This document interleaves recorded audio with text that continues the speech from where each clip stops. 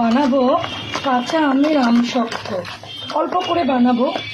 প্রথমে আমি 3টে মিডিয়াম সাইজের আমকে খুব সুন্দর করে সেদ্ধ করে, দেখো এরকম করে পাল্পটা বানিয়ে নিচ্ছি, বার করে নিচ্ছি। দেখছো পাল্পটা পড়ছে, দেখো।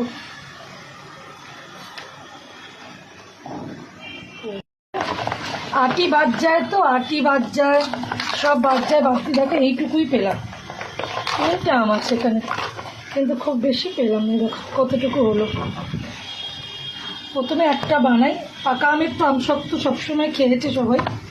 এটা আজকে বানাবো কাঁচা আমের আমসত্ত্ব। নিও না, এটা খেতে একটু অন্যরকম লাগে। এই যে এইটুকু বেরালো কাঁচটা। এবার এটা দিয়ে করবো। গ্যাসটা জ্বালিয়ে এই আমের পাতটা দিয়ে দেবো।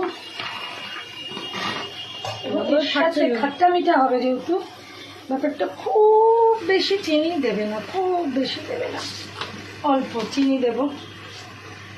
আমি দেখাচ্ছি কিভাবে করবো।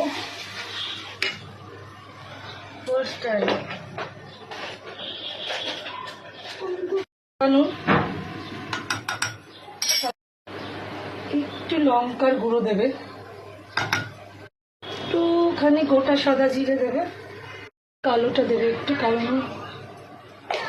সব জিনিসগুলোকে নাড়াবে। একটু গ্যাসটা জোরে করলেই হয়ে যাবে, কিন্তু গ্যাসটা এক্ষুনি জোরে করার দরকার নেই, এমনি একটু এরা হোক। এবার ব্যাপারটার মধ্যে একটা গ্রিনিশ ব্যাপার, কাঁচা আমের যেহেতু আনার জন্য আমি একটু গ্রিন ফুড কালার, দেখো গ্রিন ফুড কালার ইউজ করছি, দেখা যাচ্ছে নিশ্চয়ই, একদম।